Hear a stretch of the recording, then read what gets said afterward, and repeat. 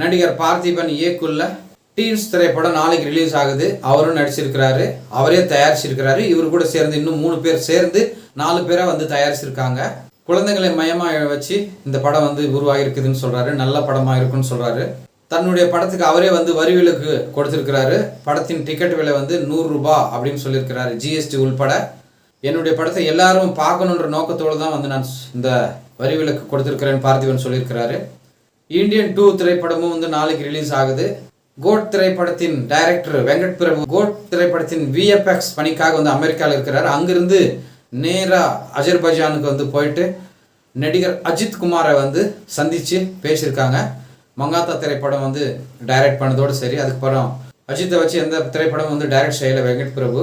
ஆனால் விடாமுயற்சிக்கு அப்புறம் வந்து குட் பேட் அக்லி, அதுக்கப்புறம் வந்து அஜித் படம் இயக்க வாய்ப்பு இருக்குதுன்னு வந்து சொல்கிறாங்க. ஆனால் எந்த அளவுக்கு உண்மை அப்படின்றது தெரியல.